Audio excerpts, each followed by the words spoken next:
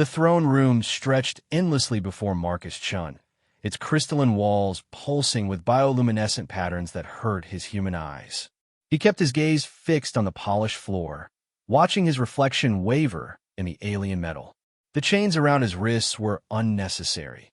Where could he run on a ship traveling faster than light through the void between stars?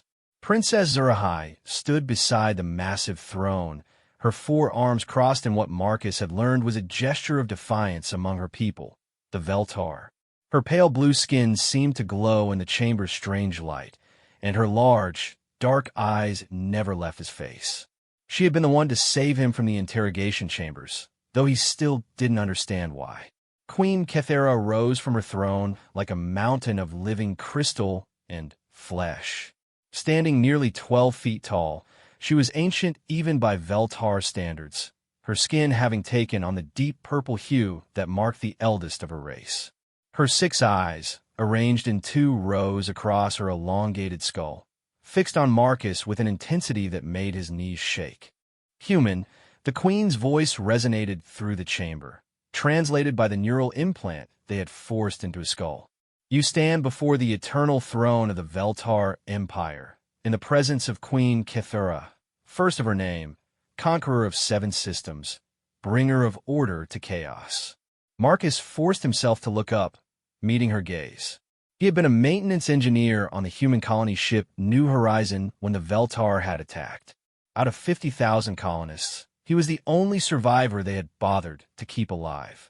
The others, he tried not to think about what had happened to the others. I know who you are, Marcus said, his voice steadier than he felt. The question is, what do you want with me? A ripple of shock ran through the assembled court. Several of the Veltar nobles hissed in their native tongue, their mandibles clicking in agitation. No one spoke to the queen with such casual disrespect. Queen Kethera's expression didn't change, but Marcus caught the slight twitch of her primary manipulator arms. Bold words for one whose species we have conquered. Your human colonies burn. Your ships drift as wreckage in the void. Yet you speak to me as if you have power here. Maybe I don't have power, Marcus replied, glancing at Princess Zurahai, who gave him an almost imperceptible nod of encouragement. But I have nothing left to lose either. So I'll ask again, what do you want? The queen stepped down from her throne, each footfall echoing through the chamber. When she reached Marcus, she towered over him, her shadow swallowing him completely. One of her lower arms extended, a single clawed finger tilting his chin up to force eye contact. Your species intrigues me, human. You are weak, short-lived, technologically primitive. Yet you fought us with a ferocity that caught even my generals by surprise. Ships with no hope of victory charged our battle lines. Soldiers with inferior weapons held positions until death claimed them. Even children threw themselves at our forces rather than surrender. Marcus felt a flicker of pride despite his circumstances. We don't give up easy. No, the queen agreed, studying him with scientific interest. You do not. Which brings me to my proposition. She turned and began pacing, her 4 arms gesticulating as she spoke. The Veltar Empire spans 47 star systems. We have conquered hundreds of species, integrated their knowledge and technology into our own. We are strong, disciplined, logical. But we have grown predictable. Marcus frowned, unsure where this was going. Predictable? Our enemies know how we fight, how we think. The hegemony of Ash has begun to counter our strategies. The Silicon Collective adapts faster to our tactics than we can develop new ones. We need something they cannot predict. We need human unpredictability. You want me to help you fight your wars? Marcus couldn't hide his disgust. After you murdered my people, Queen Kethera stopped pacing and fixed him with all 6 eyes. I want you to become my personal strategist.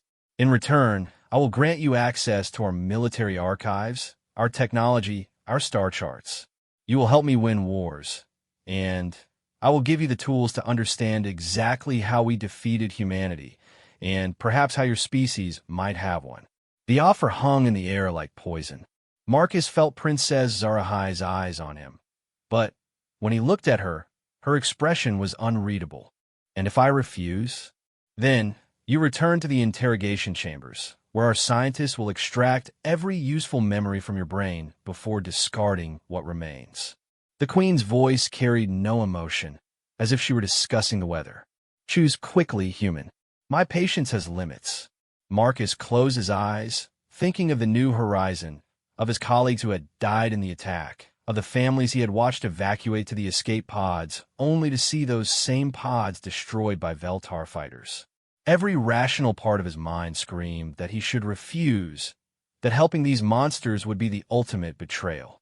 But another part, the part that had kept him alive through 3 days of torture and interrogation, whispered that this might be his only chance to learn their weaknesses, to find a way to make them pay.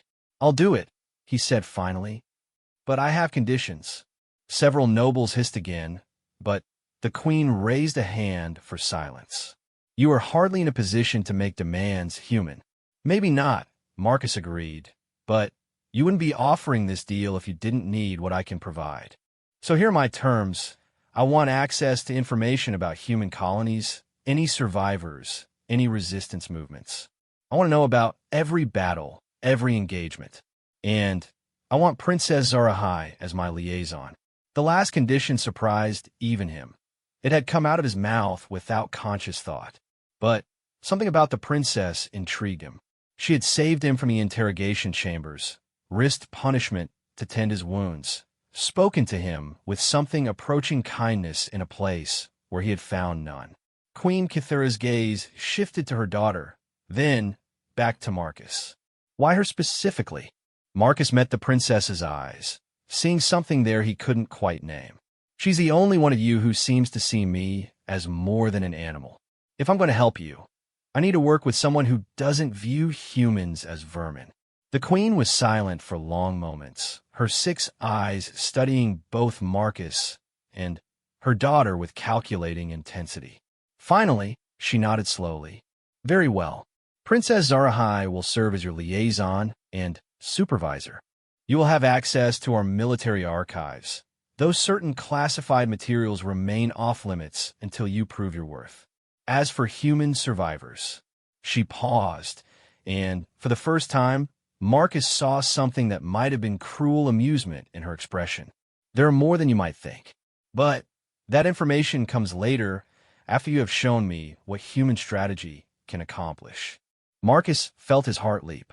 "More survivors? How many? Where? When do I start?" he asked. "Now," the Queen replied, gesturing to Princess Zarahai. "My daughter will show you to your quarters and provide you with preliminary briefings. Your first test will be analyzing the tactical situation in the Kepler sector, where the Silicon Collective has been problematic." As the court began to disperse, Princess Zarahai approached Marcus. Up close, he could see the intricate patterns etched into her skin, some kind of ceremonial scarification that marked her royal status. Her lower set of arms remained clasped behind her back in what he was learning was a formal posture, while her upper arms gestured for him to follow. "Come," she said, her voice softer than her mother's but carrying its own authority. "We have much to discuss." As they left the throne room, Marcus caught one last glimpse of Queen Kethera. The ancient ruler was watching them leave with an expression he couldn't decipher. He had the uncomfortable feeling that he had just agreed to something far more complex than a simple advisory position. Princess Zarahai led him through corridors that defied human architectural understanding, their walls flowing like frozen liquid, embedded with veins of light that pulsed in rhythm with some unseen heartbeat. Other Veltar they passed in the corridors stepped aside respectfully for the princess, but their eyes tracked Marcus with mixtures of curiosity and disgust. "They have never seen a human work willingly with us," Zarahai explained, noticing his discomfort. "Most captured species require extensive conditioning before they can function in civilized society. And you think I don't?" She glanced at him sideways, her large dark eyes reflecting the corridor's bioluminescent glow. "I think you are more intelligent than my mother gives you credit for, and more dangerous." They entered what Marcus assumed was a lift, though it moved laterally as much as vertically, carrying them through the ship's vast interior. Through transparent sections of the wall, he caught glimpses of the vessel's impossible scale. Manufacturing bays large enough to construct smaller ships, hydroponic gardens that stretched beyond the horizon, residential districts that could house millions. "How big is this ship?" he asked. "The Eternal Sovereign is a world ship-class vessel," Zarahai replied with obvious pride. 40 kilometers long, 15 kilometers wide, home to 12 million Veltar and associated species. Is the flagship of our empire, the mobile seat of my mother's power. Marcus tried to wrap his mind around the scale. The New Horizon had been humanity's largest construction project, carrying 50,000 colonists across interstellar space. This single ship held more than 200 times that number. "How many ships like this do you have?" 7 world ships, each commanding a fleet of several thousand vessels. Zarahai's tone was matter-of-fact, as if she were discussing grocery lists rather than military forces that dwarfed anything humanity had ever assembled. They reached what Zarahai called the diplomatic quarter, though Marcus suspected it was more accurately described as high-security housing for valuable prisoners. His quarters were larger than his apartment back on Earth had been, with a wide viewport showing the stars wheeling slowly past as the ship traveled through hyperspace. "These will be your living spaces," Zarahai said, gesturing around the room. "Food will be provided according to human nutritional requirements. We have extensive databases on your species' needs. If you require anything else for your comfort or efficiency, inform me." Marcus walked to the viewport, pressing his palm against the transparent aluminum. Somewhere out there, human colonies were burning, human refugees were fleeing through space in whatever ships they could find. And he was here, agreeing to help their conquerors become more efficient killers.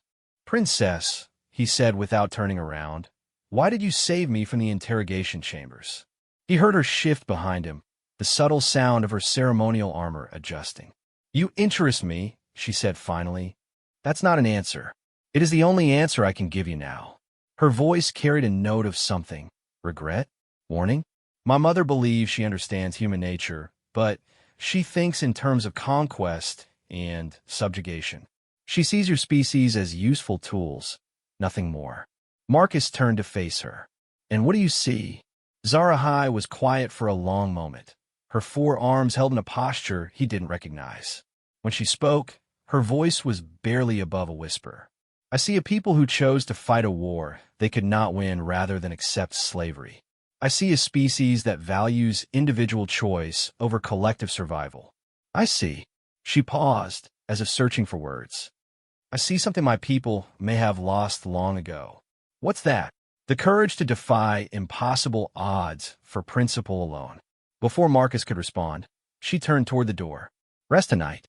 Tomorrow we begin your education in Veltar military doctrine. The Kepler sector situation is more complex than my mother indicated. The Silicon Collective has developed new tactics that have cost us 3 fleets in the past 2 months. 3 fleets. Marcus couldn't hide his surprise. For what he had seen, Veltar fleets were massive formations. Losing 3 of them suggested their enemies were far more capable than Queen Kethera had implied. "Yes," Zarahai confirmed, pausing at the threshold, "which is why we need your help. The Collective learns our patterns faster than we can adapt them. They think like us, logically, predictably. But humans..." She looked back at him with something that might have been hope. "Humans think in ways that defy logic. Perhaps that is what we need now." After she left, Marcus stood alone in his luxurious prison, staring out at the stars. He thought about his crewmates on the New Horizon, about the families in the escape pods, about the colonies that had already fallen to the Veltar advance. He had made a deal with monsters, and every part of him that remained human rebelled against it. But he was still alive, and as long as he was alive, he could learn. He could find weaknesses, and maybe, just maybe, he could find a way to make the Veltar pay for every human life they had taken. The door chimed, and a service construct entered, one of the artificial beings the Veltar used for menial labor. It was humanoid, but clearly artificial, with synthetic skin over a mechanical frame. In its hands, it carried a data tablet, and what appeared to be human-style clothing. "Greetings, strategist Marcus," the construct said in perfect English. "I am designated as your personal assistant. My designation is 7 of Interface. I will help you access information systems and translate cultural concepts between human and Veltar understanding." Marcus took the tablet, noting its alien design but familiar function. "You speak English very well. I was programmed with complete human linguistic databases after your species was encountered," 7 of Interface replied. "I also have access to human cultural references, historical data, and psychological profiles. The Queen wishes you to be as comfortable and efficient as possible." "How thoughtful of her," Marcus said dryly. He activated the tablet, and immediately data began flowing across its screen: star charts, fleet compositions, battle reports. It was more military intelligence than humanity had ever gathered about any alien species, and it was being handed to him freely. "There is one more thing," 7 of Interface said, its artificial voice carrying what sounded almost like hesitation. "A private message from Princess Zarahai." The construct extended another device, a smaller tablet with a personal encryption seal. Marcus took it and activated the screen. Zarahai's face appeared, but this recording had been made in private, without the formal bearing she maintained in public. "Marcus," her recorded voice said, "what I told you about human courage was not merely observation. There are things about this war, about my people's actions, that even I am not proud of. If you truly wish to help your species, then prove to my mother that humans can be valuable allies rather than conquered subjects. Show her that partnership yields better results than slavery." The recording paused, and Zarahai looked directly into the camera with an intensity that made Marcus feel as if she were in the room with him. "But be careful," she continued. "There are factions at court who believe any alien species capable of threatening Veltar supremacy should be exterminated entirely. Your success here may determine whether the surviving human colonies receive mercy or annihilation." The recording ended, leaving Marcus staring at a blank screen. He was no longer just trying to learn his enemy's weaknesses. He was in a race to prove human worth before someone decided it would be easier to finish what the invasion fleets had started. He looked out at the stars again, but now they seemed less like distant lights and more like the scattered remnants of human civilization, hanging in the void and waiting to see if one maintenance engineer could somehow tip the scales of an interstellar war. Tomorrow, his real education would begin. Tonight, he would mourn the dead and prepare to face an impossible task, convincing the conquerors of humanity that their former prey might be worthy of becoming their equals. The weight of 50 billion human lives rested on his shoulders now. He only hoped he was strong enough to carry at the war room was a hemisphere of pure information, its walls displaying real-time tactical data from across the Veltar Empire. Star systems pulsed with different colors indicating their status: blue for secure territory, yellow for contested space, red for active combat zones. Marcus stood in the center of it all, overwhelmed by the sheer scope of the conflict he was now part of. Princess Zarahai moved gracefully around the displays, her 4 arms manipulating holographic controls with practiced ease. "This is the Kepler sector," she said, highlighting a region where red warning indicators clustered like infected wounds. 17 star systems, 8 inhabited worlds, strategic importance due to rare mineral deposits essential for hyperdrive construction. Marcus studied the tactical display, trying to process information that would have taken human intelligence agencies months to gather. And the Silicon Collective has been pushing into this region. "More than pushing," Zarahai replied grimly. "They have developed new ship designs that our standard doctrine cannot effectively counter. Observe." The display shifted to show recent battle footage. Marcus watched Veltar fleet formations, the disciplined, hierarchical arrangements he was beginning to recognize, engaging what looked like clouds of smaller vessels. The Silicon Collective ships moved like a swarm, individual units seeming to act independently while maintaining overall coordination. Your fleets are fighting them like they're traditional formations, Marcus observed. But they're not. They're more like— He paused, searching for the right analogy. Like a school of fish. Or a flock of birds. Explain, Zarahai said, her large eyes focusing intently on him. Marcus walked closer to the display, studying the movement patterns. Look at how they respond to your attacks. When you fire on one section, the others don't maintain formation to support it. They flow around the damage, regroup, keep moving. They're treating their fleet like a single organism instead of individual ships with individual roles. He gestured at the Veltar formations. But your forces are still thinking in terms of traditional naval tactics, flagship, escorts, support vessels, defined hierarchies. Against an enemy that doesn't recognize those structures, that approach becomes a weakness. Zarahai manipulated the controls, replaying the battle from different angles. The Silicon Collective are artificial intelligences, she said. They think in network processes, shared consciousness across multiple platforms. Our strategists believe their ship designs would reflect this, that they would be predictable in their coordination. They are predictable, Marcus said, surprising her. Just not in the way your people expected. They're following biological patterns instead of technological ones. Swarm behavior, emergent intelligence, adaptive response patterns, principles that evolved in nature long before anyone built computers. He turned to face her, excitement building despite the grim circumstances. Princess, may I access your tactical databases? I want to look at every engagement with the Silicon Collective over the past year. For the next 6 hours, Marcus immersed himself in data. Battle reports, fleet compositions, casualty assessments, tactical analyses from Veltar commanders.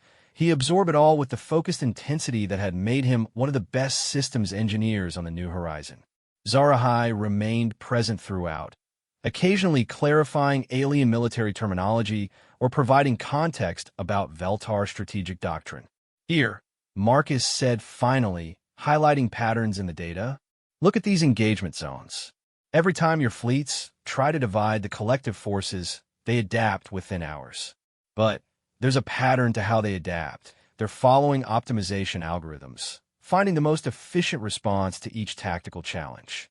Zarahai leaned closer to the display, close enough that Marcus caught her scent, something like cinnamon mixed with ozone. You can predict their adaptations? Better than that, Marcus said, his mind racing with possibilities. I think I can force them into adaptations that actually make them weaker. Swarm intelligence is incredibly effective, but it has a fundamental vulnerability. It's reactive. It responds to threats by evolving countermeasures. But what if we presented them with a threat that couldn't be countered by evolution alone? He began manipulating the holographic display, sketching out formations and movement patterns. Human military doctrine has always been built around improvisation and adaptability, partly because we never had enough resources to rely on overwhelming force. We had to be unpredictable, creative, willing to sacrifice efficiency for tactical surprise. Show me, Zarahai said, her voice carrying both skepticism and curiosity. Marcus began designing a battle plan, using the war room's sophisticated modeling systems to test his theories. Instead of the traditional Veltar formation, disciplined ranks of capital ships supported by smaller vessels, he created something that looked almost chaotic to alien eyes. Mixed unit types in seemingly random distributions, he explained as he worked.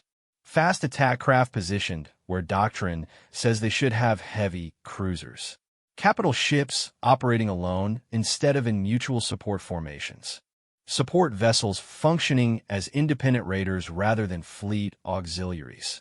Zarahai studied the formation with obvious confusion. This formation has no structure, no clear command hierarchy. How would orders be transmitted? How would units coordinate? They wouldn't, Marcus said simply. Not in the traditional sense. Each unit group would have specific objectives, but complete tactical freedom in how they achieve them. The overall battle plan would be deliberately fragmented, with individual commanders encouraged to improvise based on local conditions. He activated the simulation, running the chaotic human formation against the Silicon Collective swarm tactics. At first, the battle proceeded as expected. The AI forces began adapting to counter what they perceived as threats. But then something interesting happened.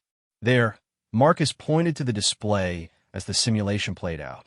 The collective ships are trying to optimize against multiple tactical approaches simultaneously. But because our units are acting independently, using different tactics at different times, the swarm can't find a stable counter-adaptation. The simulated battle showed the AI forces becoming increasingly erratic, their coordination breaking down as they struggled to respond to targets that refused to behave predictably. Individual collective ships began making suboptimal decisions, and the swarm's emergent intelligence started to fragment. You are using their intelligence against them. The more they try to adapt, the more confused they become. Exactly, Marcus confirmed. Swarm intelligence works by finding patterns and optimizing against them. But if there are no stable patterns to optimize against, the system becomes increasingly inefficient until it breaks down entirely. They were interrupted by the arrival of another Veltar, a massive male with a deep purple skin and multiple scars that marked a veteran military commander. His 6 eyes took in the tactical display with obvious disapproval. "Princess Zarahai," he said, his voice carrying formal military courtesy that barely concealed hostility. "I am General Thexmore, Supreme Commander of the Kepler Sector Fleet. I have come to evaluate this human's tactical recommendations." Marcus felt the temperature in the room drop several degrees. General Thexmore's gaze fixed on him with the intensity of a predator evaluating prey. "General," Zarahai replied with equal formality, "strategist Marcus has developed promising countermeasures against the Silicon Collective's adaptive tactics." "Has he?" Thexmore moved to the display, his massive form dwarfing both Marcus and the princess. "And what experience does this creature have commanding fleets in battle?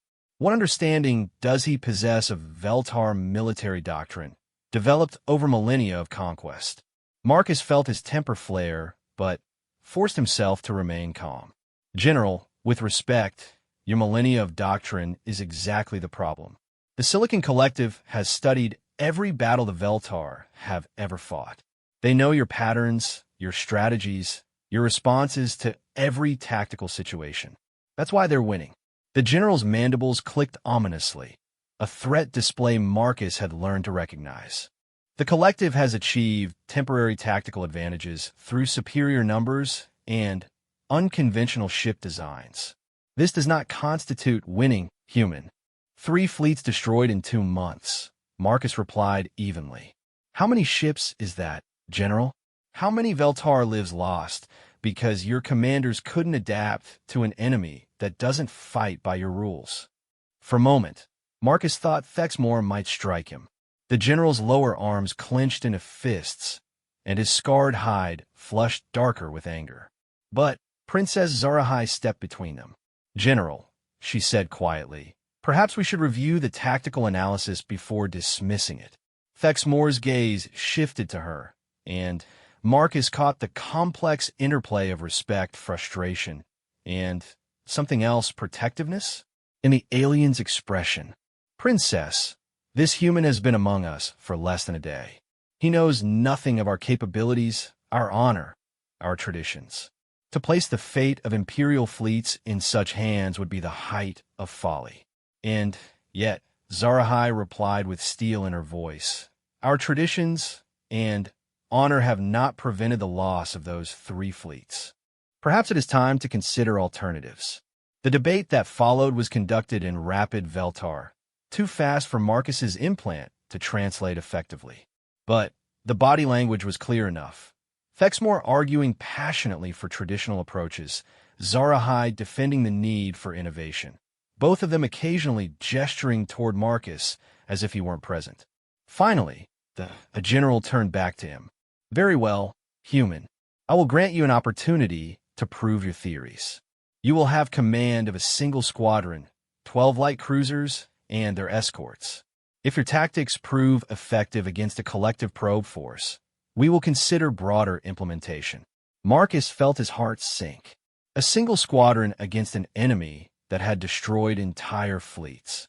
General, the tactics I've proposed require larger formations to be effective. A squadron won't have enough tactical diversity to confuse the collective's adaptation algorithms. Then you will fail, Thexmore replied bluntly, and we will return to proven methods. After the general left, Marcus slumped into one of the war room's alien chairs, designed for Veltar physiology, but adjustable enough to accommodate human proportions. You want me to fail? He said to Zarahai. Yes, she agreed matter-of-factly. General Thexmore is old military aristocracy. He believes alien tactical input undermines Veltar racial superiority. But he also cannot openly defy a direct order from the Queen to test your capabilities. So he's given me an impossible task and expects me to prove his point by failing at it. Zarahai moved to stand beside his chair, her forearms clasped behind her back in the formal posture Marcus was learning to read as thoughtful consideration. Perhaps he has given you exactly what you need to prove yours. Marcus looked up at her in surprise. How do you figure that? A single squadron must rely on speed, flexibility, and innovation to survive, she explained. The very qualities you claim human tactics emphasize. If you can achieve victory with limited resources against superior numbers, it will demonstrate the value of your approach more effectively than any large-scale success that could be attributed to material advantage. She had a point, but Marcus wasn't sure it mattered. Princess, I'm a maintenance engineer. I've never commanded anything larger than a repair crew. Even if my theories are sound, I don't have the experience to implement them in actual combat. Then you will learn, Zarahai said simply. I will assist you. As your liaison, I have full authority to provide whatever support you require. Over the following days, Marcus threw himself into preparation with desperate intensity. He studied every aspect of the squadron he would command, ship capabilities, crew compositions, equipment loadouts, tactical doctrines. The vessels were typical Veltar light cruisers, fast, well-armed, designed for reconnaissance and harassment rather than direct confrontation. But as he learned more about them, Marcus began to see possibilities that their designers had never intended. The ship's modular construction allowed for rapid reconfiguration of systems. Their advanced sensor arrays could be modified to jam enemy communications rather than simply gathering intelligence. Their high-speed engines could be overcharged for short bursts of incredible acceleration. You are thinking like a human, Zarahai observed one evening as she found him still working in the war room, surrounded by technical specifications and tactical projections. What do you mean? She gestured at his work. A Veltar commander would focus on optimizing the squadron's efficiency within established parameters. You are instead asking how the parameters themselves might be changed. Marcus rubbed his tired eyes. On Earth, we had a saying, necessity is the mother of invention. When you don't have enough resources to win through conventional means, you have to find unconventional ones. And if your unconventional methods result in the destruction of Imperial ships and the death of their crews, it was a question that had haunted Marcus for days. He was about to take command of vessels crewed by the same species that had destroyed his world, killed his friends, enslaved his people. Part of him whispered that their deaths would be justice, that he should let them die and claim his tactics had failed. But he thought of Princess Zarahai's words about proving human worth, about earning mercy for the surviving colonies. And beneath that, he found something else, professional pride.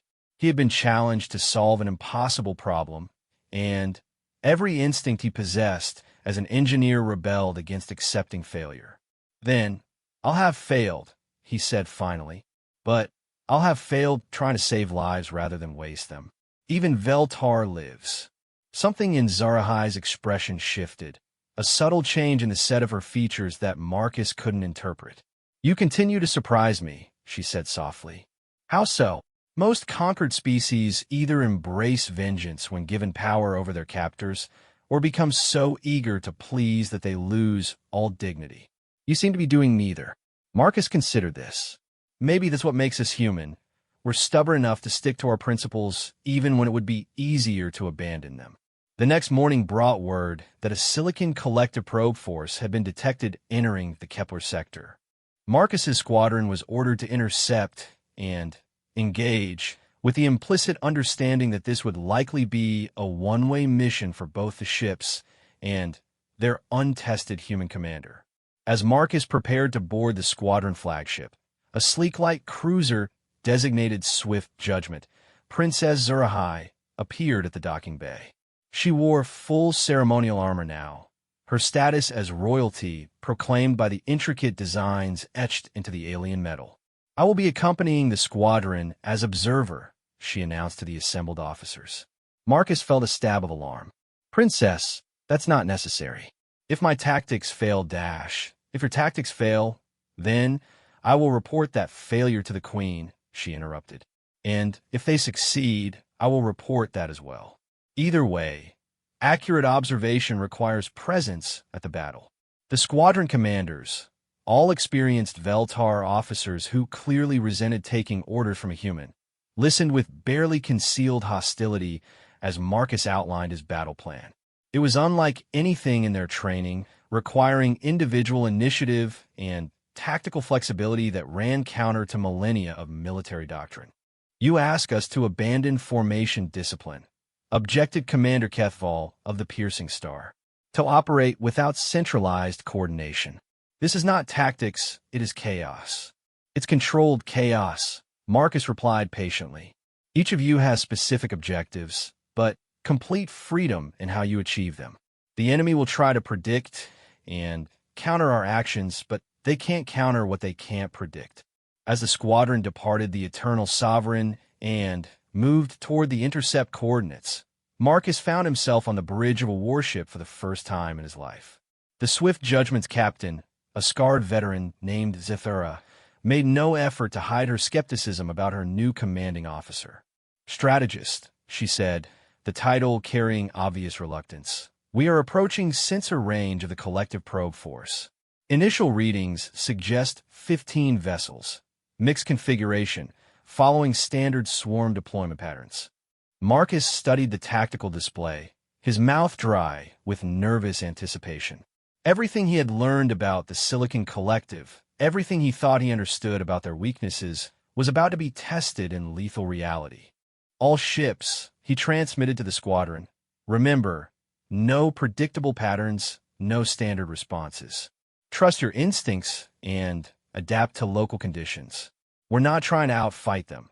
We're trying to confuse them long enough to exploit the confusion."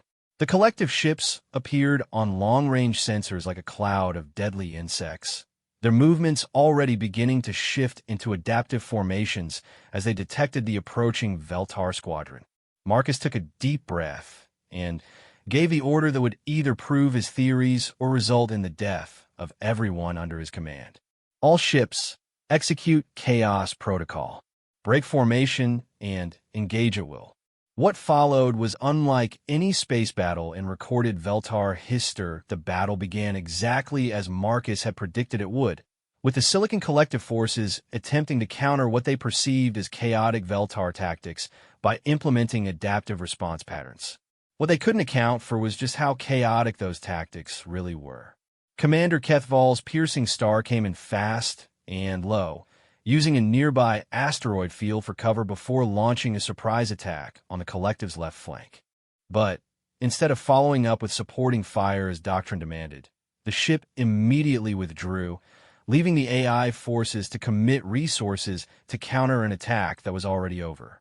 Meanwhile, Captain Zithera took the Swift Judgment on a seemingly suicidal charge directly toward the enemy center, all weapons firing. The collective ships moved to intercept, their swarm intelligence calculating optimal firing solutions and defensive positions. But just as they committed to their formation, Marcus ordered the ship into a radical course change, using the light cruiser's high-speed engines to escape the trap, while two other squadron members struck the now exposed enemy flanks. "This is insane," Zathera muttered as she pulled the ship through a maneuver that pushed the inertial compensators to their limits. We should be destroyed by now. Marcus watched the tactical display with growing excitement. The collective ships were indeed trying to adapt, but every time they optimized for one threat pattern, the Veltar squadron shifted to something completely different. Individual ships acted like raiders, support vessels functioned as attackers. The entire formation flowed and changed without any apparent central plan. Princess, he called to Zurahai, who was observing from a secondary bridge station. Are you recording this? Every moment, she confirmed, her four arms working multiple control systems simultaneously. The collective forces are showing signs of coordination breakdown. Their response time to tactical changes is increasing significantly. She was right. Marcus could see it happening on the display. Individual collective ships, beginning to make suboptimal decisions as their shared intelligence struggled to process contradictory tactical data. The swarm's elegant coordination was fragmenting into increasingly random movements. All ships, Marcus transmitted, initiate Phase 2. Begin harassment protocols. What followed was something that would have horrified traditional military commanders on both sides. Instead of seeking decisive engagement, the Veltar squadron began what could only be described as systematic annoyance. Ships would dart in, fire a few shots, then retreat before the enemy could respond effectively. Attack patterns change constantly, sometimes focusing fire on single targets, sometimes spreading damage across multiple vessels, sometimes ignoring combat entirely to jam communications or disrupt sensor arrays. The Silicon Collective's response became increasingly erratic. Their ships started overcorrecting for threats that never materialized, wasting energy and positioning themselves poorly for actual attacks. The swarm intelligence that had made them so dangerous against traditional formations was becoming a liability as it tried to optimize against patterns that didn't actually exist. Collective formation is collapsing, reported the sensor officer, excitement breaking through his usual Veltar stoicism. Multiple ships are operating outside optimal parameters. Two vessels appear to be interfering with each other's targeting solutions. Marcus felt a surge of triumph, but forced himself to stay focused. All ships prepare for final phase engagement. Remember, hit hard, hit fast, then get out. Don't give them time to adapt. The coup de grace came when Commander Kethval, finally, understanding what Marcus was trying to accomplish, led 3 ships in a coordinated assault that looked like a standard Veltar attack formation. The collective forces, desperate to respond to something they could recognize and counter, committed heavily to defending against the apparent conventional assault. But it was a feint. While the enemy focused on Kethval's group, the rest of the squadron struck from multiple unexpected angles, their attacks precisely timed to arrive just as the collective ships were locked into their defensive positions. 7 enemy vessels were destroyed in less than 3 minutes. The remaining 8, their coordination completely broken, scattered in different directions as their individual AI cores abandoned swarm cooperation in favor of individual survival protocols. The bridge of the Swift Judgment was silent for long moments after the enemy withdrew. Marcus stared at the tactical display, hardly believing what had just happened. A single Veltar squadron had defeated a collective probe force that should have been more than a match for them, and they had done it with minimal casualties. Only 2 ships damaged, no crew losses. Strategist Marcus, Captain Zathera said slowly, I owe you an apology, and perhaps my life. The response from the fleet was immediate and dramatic. General Thexmore arrived aboard the Swift Judgment within hours, his massive form barely contained by the shuttle that brought him from the sector command ship. Marcus expected anger, accusations that the victory had been lucky or achieved through unacceptably risky tactics. Instead, the general stood before Marcus with something approaching awe in his 6 eyes. Human, he said formally, I have reviewed the complete battle recordings. Your tactics violated every principle of Veltar military doctrine. They were chaotic, undisciplined, seemingly random. He paused, his mandibles clicking in what Marcus had learned was deep thought. They were also brilliantly effective. Thank you, General. Do not misunderstand me, Thexmore continued. I'm not yet convinced that such methods can be scaled up to fleet-level operations. But you have demonstrated that there is value in your unconventional approach. The Queen has ordered full tactical debriefings and analysis of your methods. Over the following weeks, Marcus found himself at the center of a revolution in Veltar military thinking. His battle records were disseminated throughout the fleet, studied by tactical analysts who struggled to understand how chaos could be more effective than order. Squadron commanders began experimenting with modified versions of his approach, adapting human unpredictability to Veltar capabilities. The results were dramatic. Collective probe forces that had been pushing deeper into Veltar space suddenly found themselves facing enemies they couldn't predict or counter. The swarm intelligence that had made the Silicon Collective so dangerous became increasingly ineffective as it encountered tactical patterns that defied logical analysis.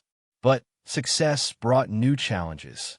Marcus found himself summoned to strategy conferences with high-ranking military officials. His opinions sought on everything from ship design to long-term strategic planning. The attention was flattering and terrifying in equal measure. He was still a maintenance engineer pretending to be a military strategist, and the weight of responsibility grew heavier with each victory attributed to his methods. Princess Zarahai remained his constant companion and advocate, helping him navigate the complex politics of the Veltar military hierarchy. But Marcus began to sense something more than professional interest in her attention. "You are troubled," she observed one evening as they reviewed reports from the latest engagement. A full fleet action where modified human tactics had resulted in a decisive Veltar victory against a major collective force.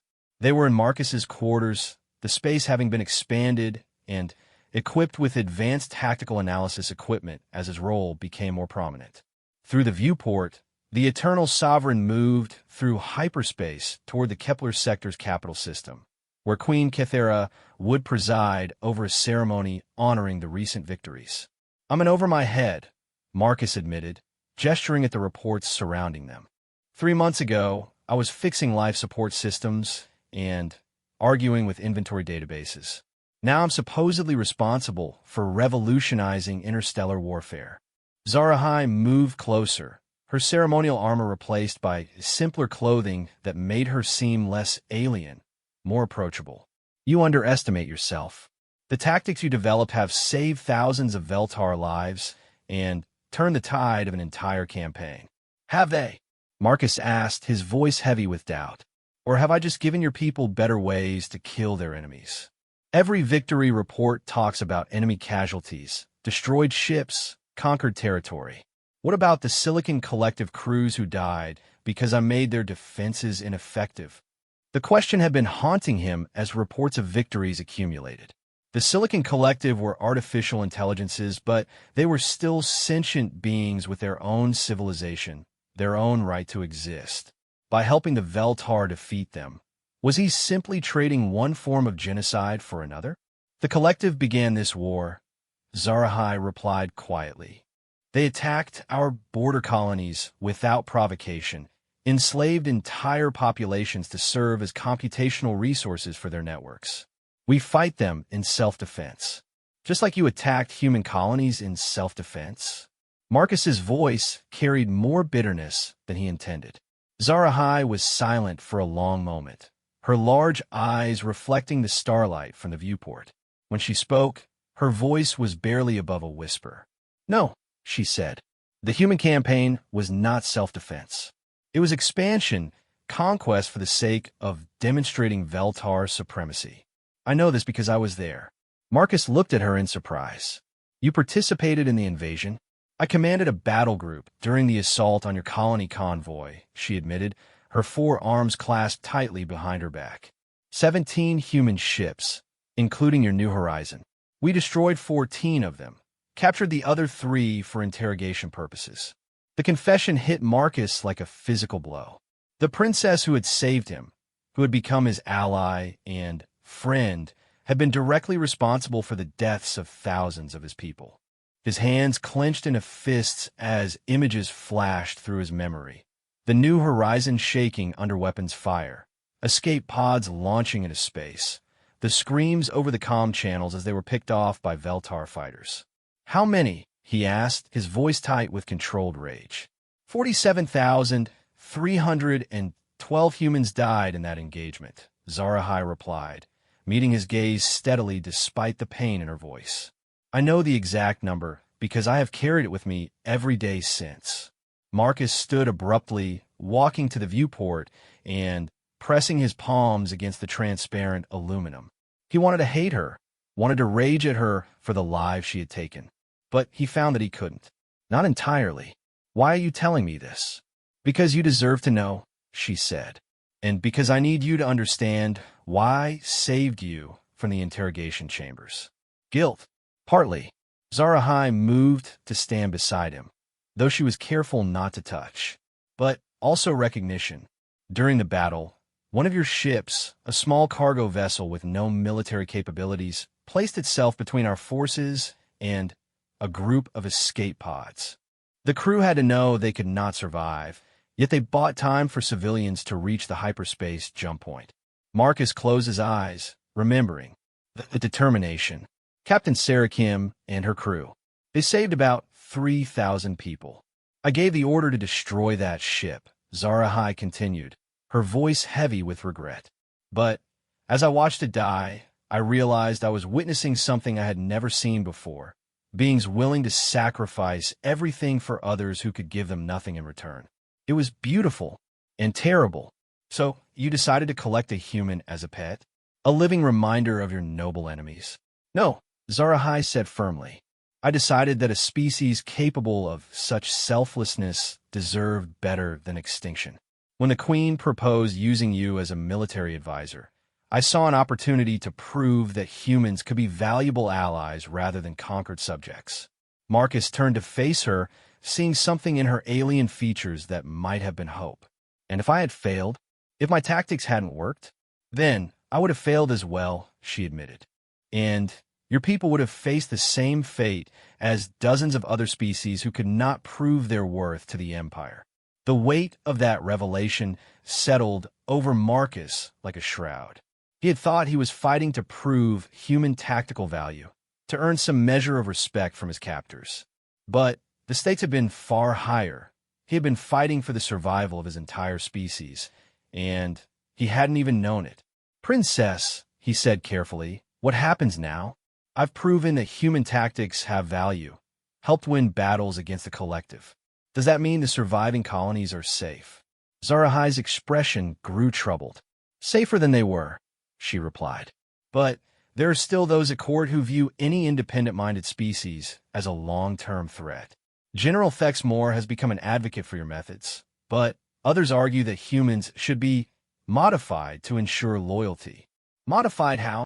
"Neural conditioning, behavioral programming, genetic alterations to reduce aggression and independence." Her voice carried disgust for the concepts she was describing. "They would make humans into perfect servants, intelligent enough to be useful, docile enough to never rebel." Marcus felt ice form in his stomach. "And the Queen? What does she think?" "My mother is pragmatic," Zarahai said diplomatically. "She values results above all else. As long as human tactical innovations continue to provide military advantages, she will protect your species' autonomy. But if that advantage ever disappears..." She didn't need to finish the sentence. Marcus understood perfectly. Humanity's survival depended on continued usefulness to the Veltar Empire. The moment they stopped being valuable allies, they would become either enslaved subjects or extinct annoyances. "There's something else," Zarahai continued. "The ceremony tomorrow is more than just a recognition of military success. The Queen plans to announce a new phase in human integration with the Empire. You are to be elevated to the rank of strategic advisor, with authority over tactical development for the entire Kepler sector fleet." Marcus should have felt triumph at the promotion, but instead he felt only dread. More responsibility. More pressure to keep proving human worth. Yes, Zarahai agreed, but also more opportunity to influence policy, to shape how humans are treated within the Empire.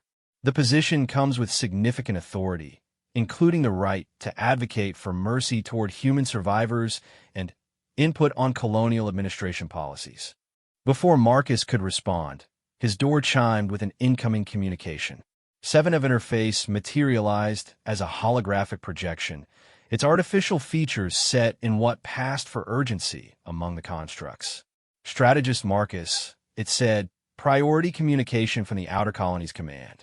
Long-range sensors have detected massive Silicon Collective fleet movements, at least 12,000 ships massing in the Vega system. Marcus felt the blood drain from his face. 12,000 ships. Confirmed, 7 of Interface replied. Intelligence analysis suggests they are preparing for a major offensive against the Kepler sector. Estimated time to arrival, 6 days. Zarahai moved swiftly to the communication console. Are our forces sufficient to repel an attack of that magnitude? Negative, Princess. Current Kepler sector fleet strength is approximately 4,000 vessels, including support and logistics ships. Even with the tactical advantages provided by strategist Marcus's methods, the numerical disparity is too great for conventional engagement. After the construct disappeared, Marcus and Zarahai stood in stunned silence. Everything they had accomplished, every victory they had won, seemed insignificant in the face of such overwhelming force. The Silicon Collective had apparently decided that adaptive swarm tactics were insufficient. They were resorting to simple numerical superiority. We need to evacuate, Marcus said finally. Pull back to a more defensible position. Concentrate our forces. No, Zarahai interrupted, her voice carrying new determination. Retreat would be seen as failure of human tactical doctrine. The factions that oppose your methods would use it as evidence that chaos tactics cannot handle large-scale engagements. Princess, I don't care about politics right now. 12,000 ships would destroy any conventional fleet we could assemble, she agreed. But you have not been developing conventional tactics. And perhaps it is time to test human strategic thinking on the largest possible scale. Marcus stared at her. You wanted to fight 12,000 ships with 4,000. I want you to prove that human unpredictability can overcome any odds, she replied. Because if you cannot, then my people will conclude that humans have outlived their usefulness. And you know what happens then? As they prepared for what might be the most important battle in human history, Marcus found himself facing a terrible irony. He had begun this journey seeking revenge against the Veltar for destroying his world. Now he was fighting desperately to save the same species that had conquered his people, because their survival had somehow become inextricably linked with humanity's own. The next 6 days would determine whether Marcus Chun, maintenance engineer turned military strategist, could work one more miracle, or whether both humans and Veltar would fall before the Silicon Tide advancing toward them through the darkness between stars. The assembled fleet hung in space like a constellation of deadly stars. 4,000 Veltar vessels arranged in formations that would have been incomprehensible to military strategists just months earlier. Marcus stood in the command center of the Eternal Sovereign, surrounded by holographic displays showing every ship under his command, and tried not to think about the impossible odds they faced. Queen Kithara had arrived personally to oversee the battle, her massive form dominating the bridge as she consulted with her admirals and generals. The ceremony honoring Marcus's previous victories had been postponed indefinitely. There would be time for celebrations only if any of them survived the next few days. Strategic Advisor Chun, the Queen said, using his new title with careful formality, present your battle plan. Marcus activated the main tactical display, showing the Kepler sector and the advancing Silicon Collective Armada. 12,000 ships moving in perfect coordination, their swarm intelligence focused on a single objective, the complete destruction of Veltar forces in the sector. Your Majesty, Marcus began, his voice steadier than he felt. Conventional tactical analysis suggests this battle cannot be won through direct engagement. The enemy has a 3-to-1 numerical advantage, and their ships are specifically designed to counter traditional Veltar formations. Then, you propose retreat? General Thexmore asked. Over the past months, the scarred veteran had become one of Marcus's strongest supporters, but even he sounded skeptical about their chances. No, General. I propose something far more dangerous. Marcus manipulated the display, showing the fleet formations he had spent 6 days developing. We're going to split our forces into 16 independent task groups, each operating with complete tactical autonomy. A ripple of shock ran through the assembled commanders. Princess Zarahai, standing at her mother's right hand, leaned forward with obvious concern. Strategic advisor, she said carefully, dividing our forces in the face of superior numbers violates every principle of military science. The enemy will defeat us piecemeal. Not if they can't predict where the pieces are going to be, Marcus replied. He expanded the display to show projected movement patterns. Not the orderly formations Veltar commanders expected, but something that looked almost organic in its complexity. Each task group will operate independently, with orders to avoid direct engagement with superior forces while disrupting enemy operations through hit-and-run attacks, supply line interdiction, and psychological warfare. The collective swarm intelligence works by processing tactical data and optimizing responses, but it can only optimize against patterns it can recognize. Admiral Kethnara, the Queen's senior naval commander, studied the display with obvious confusion. Strategic advisor, these movement patterns appear random. How do you ensure our forces don't interfere with each other? How do you coordinate strategic objectives without central command? Marcus had been dreading this question because the honest answer sounded insane even to him. We don't coordinate in the traditional sense, Admiral. Each task group has a list of strategic priorities and complete freedom in how they pursue them. They'll adapt to local conditions, take advantage of opportunities as they arise, and generally make life as difficult as possible for an enemy that thinks in terms of predictable patterns. This is not strategy, protested Admiral Vex Thor, one of the more conservative commanders. This is chaos. Yes, Marcus agreed simply. Organized, purposeful chaos. The Silicon Collective has studied every major battle in Veltar history. They know how you think, how you fight, how you respond to every tactical situation. But they've never faced anything like this because nothing like this has ever existed before. Queen Kethera had been silent throughout the briefing, her 6 eyes studying the tactical projections with calculating intensity. When she finally spoke, her voice carried the weight of absolute authority. Strategic advisor Chun, she said, you are asking me to stake the fate of an entire sector fleet on tactical theories that have never been tested at this scale. You are proposing to abandon military doctrines that have served the Veltar Empire for millennia. If you are wrong, we will lose not only this battle, but potentially the entire war against the Silicon Collective. Marcus met her gaze steadily. Your Majesty, if we fight this battle conventionally, we will lose with mathematical certainty. The enemy has superior numbers, equivalent technology, and complete knowledge of our standard tactics. Chaos may be our only advantage. And if your chaos tactics fail, if our scattered forces are indeed defeated piecemeal, then we'll have died fighting on our own terms instead of theirs, Marcus replied. And maybe, just maybe, we'll have been unpredictable enough to teach them something they didn't expect to learn. The Queen was quiet for a long moment, her ancient eyes reflecting thoughts that Marcus couldn't begin to fathom. Finally, she gave a slight nod. Very well, strategic advisor. You have convinced me to gamble the fate of this fleet on human unpredictability. But understand this, success will elevate you to heights of influence you have not imagined. Failure will result not only in your death, but in the conclusion that human tactical thinking is fundamentally flawed. The consequences for your species would be significant. As the fleet began dispersing into Marcus's seemingly random task groups, He found himself alone with Princess Zarahai in one of the Eternal Sovereign's observation lounges. Through the transparent walls, they could see the other ships spreading out across space like seeds scattered on cosmic winds. "Are you confident in this plan?"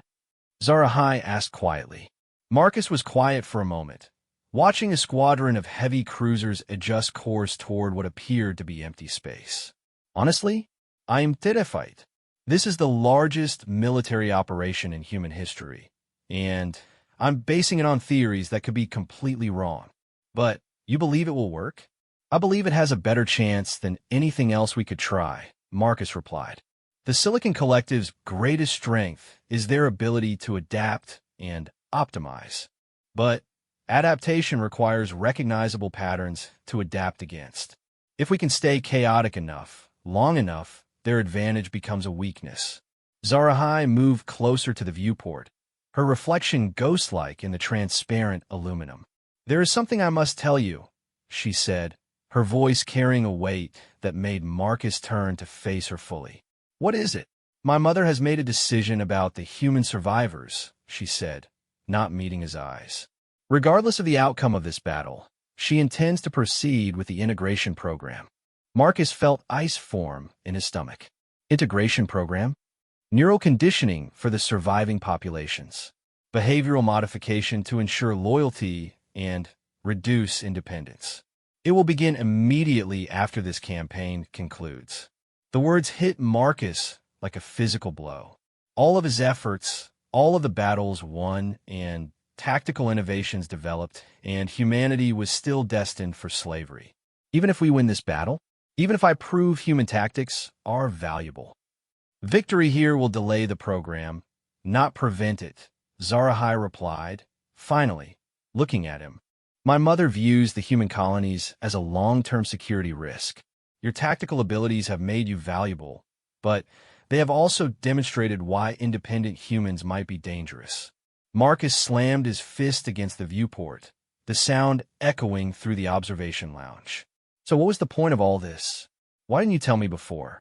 "Because I hope to change your mind," Zarahai said, moving closer to him. "And because I have a proposal." "What kind of proposal?" Zarahai was quiet for a long moment, her forearms clasped behind her back in the formal posture that Marcus had learned indicated serious consideration. When she spoke, her words came slowly, as if she were choosing each one carefully. "Marry me," she said simply. Marcus stared at her, certain he had misheard. "What?" "A formal union between us would create political complications that my mother cannot easily resolve," Zarahai explained, her voice gaining strength as she continued. "As my consort, you would have legal standing within the imperial household. The integration program would become a domestic matter, subject to different laws and traditions." "Princess, I don't understand dash. If you were merely a useful alien, my mother could dispose of you, and your species at will," she continued. "But if you were family, part of the royal bloodline through marriage, the calculation changes entirely. There are precedents. Alien consorts have historically been granted significant autonomy, and their homeworlds have received protected status." Marcus tried to process what she was suggesting. "You're talking about a political marriage, a diplomatic arrangement." "I'm talking about survival," Zarahai replied firmly. "For your species, and for you personally. The integration program will begin with the most intelligent and independent humans, those most likely to cause problems. You will be the first subject, and you would prevent this by marrying me?" "I would try," she said, and for the first time since he had known her, she sounded uncertain. "There are no guarantees, but it is the best protection I can offer." Marcus walked to the other side of the lounge, his mind reeling. A marriage to an alien princess, a species he had been taught to see as monsters. Yet this same alien had saved his life, guided his development as a strategist, and was now offering to sacrifice her own position to protect his people. "What about you?" he asked finally. "What do you get out of this arrangement?" Zarahai's expression grew complex, her alien features carrying emotions Marcus was only beginning to learn to read. "Perhaps the chance to atone for the deaths I caused during the human campaign." Perhaps the satisfaction of preserving something beautiful that my people would otherwise destroy.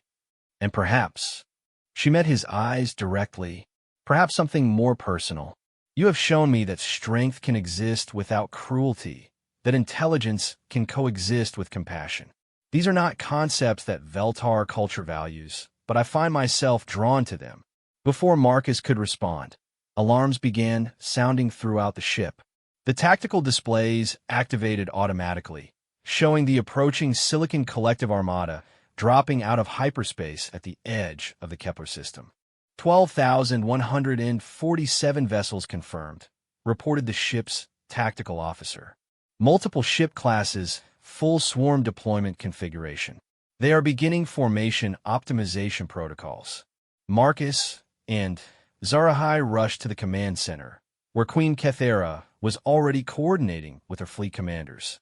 The main display showed the collective forces spreading across space like a vast net, their movements precise and coordinated. Strategic Advisor, the Queen commanded, initiate your chaos protocols. Prove to me that human unpredictability can overcome such odds. Marcus took a deep breath and activated the fleet communication system. All task groups, execute independent operations. Remember, no predictable patterns, no standard responses. Adapt, improvise, and make them guess what you're going to do next. What followed was unlike any space battle in recorded history. Instead of massive fleets maneuvering for decisive engagement, the conflict became a three-dimensional chess game played across an entire star system. Veltar task groups appeared from unexpected directions, struck quickly at supply lines, and isolated formations, then vanished before the collective could respond effectively. The enemy's swarm intelligence, so effective against conventional tactics, struggled to process the contradictory data. Veltar ships would attack what appeared to be critical targets, then ignore them completely in favor of seemingly random objectives. Formation patterns changed constantly, with some groups operating as coordinated units, while others split into individual raiders. Collective response patterns are becoming increasingly erratic, reported the tactical analysis officer, excitement breaking through professional composure. Multiple task groups are reporting successful engagements with minimal casualties. But Marcus knew that early success was meaningless against such overwhelming numbers. The real test would come when the collective adapted their own tactics, when their distributed intelligence found patterns in the apparent chaos. All task groups, he transmitted, prepare for Phase 2 evolution. The enemy is learning. Time to teach them something new.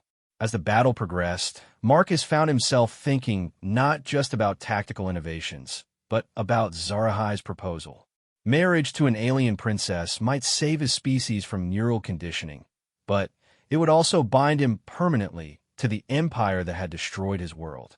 Could he live with such a compromise? Could he ask his people to accept protection bought with such a price? The answers would have to wait. Right now, 1,000 Veltar ships were fighting for their lives against impossible odds, and the fate of both species hung in the balance of a battle that would reshape the understanding of interstellar warfare. In the depths of space, organic chaos met artificial order in a conflict that would determine whether intelligence could exist without predictability, whether strategy could triumph over mere numbers, and whether a maintenance engineer from Earth could save two civilizations by teaching them both new ways to think about war. The battle raged for 18 hours across the Kepler system, a chaotic dance of destruction that defied every principle of conventional space warfare. Marcus watched from the Eternal Sovereign's command center as his impossible strategy slowly began to work. The Silicon Collective's superior numbers becoming a liability as their swarm intelligence struggled to coordinate responses to increasingly unpredictable threats. Task Group 7 reports successful destruction of enemy supply depot in the asteroid belt, announced Commander Kethval from the communication station. Task Group 12 has disrupted a major formation of enemy heavy cruisers near the fourth planet. Casualties continue to remain significantly below projected levels. Queen Kythera stood before the main tactical display like a statue carved from living stone, her 6 eyes tracking dozens of simultaneous engagements across the system. "Strategic advisor," she said without turning, "your chaos tactics are proving effective. But the enemy is adapting. Their response times are improving." Marcus nodded grimly. He had been monitoring the same data, watching as the collective's distributed intelligence slowly found patterns in the apparent randomness of Veltar movements. All task groups, he transmitted, initiate Phase 3 protocols. Full creative engagement authorization. What that meant in practical terms was giving every Veltar commander permission to abandon their training entirely. Ships began using tactics that would have resulted in court-martial under normal circumstances, ramming maneuvers with shields extended, using cargo haulers as improvised weapons platforms, coordinate mining charges to create temporary gravity wells that disrupted enemy formations. The result was beautiful in its complete unpredictability. Individual Veltar captains, freed from the constraints of military doctrine, began displaying creativity that Marcus hadn't known their species possessed. Captain Zethera used her light cruiser's sensor array to jam enemy communications while simultaneously broadcasting false tactical data. Admiral Thexmore's battle group pretended to retreat in disorder, then reverse course to catch pursuing collective ships in a devastating crossfire. "Enemy coordination is breaking down across multiple sectors," reported Princess Zarahai from her analysis station. "Their swarm intelligence appears to be fragmenting as it attempts to process contradictory tactical inputs. But even as the Veltar forces achieved tactical successes, Marcus could see the larger strategic picture developing. The collective was learning, adapting, finding ways to counter even the most random-seeming attacks. Individual enemy ships were beginning to operate more independently, reducing their reliance on swarm coordination in favor of local decision-making. "They're evolving," Marcus realized aloud. "The swarm intelligence is splitting itself into smaller, more adaptable segments. Is that a problem?" Queen Kythera asked. "It could be," Marcus replied, studying the tactical data. "Smaller AI groups are harder to confuse with chaos tactics, but they're also more vulnerable to conventional approaches. The question is whether we can adapt faster than they can." The answer came 2 hours later when Task Group 3, pursuing what appeared to be a damaged collective frigate, found itself surrounded by enemy ships that had been concealed using advanced stealth technology.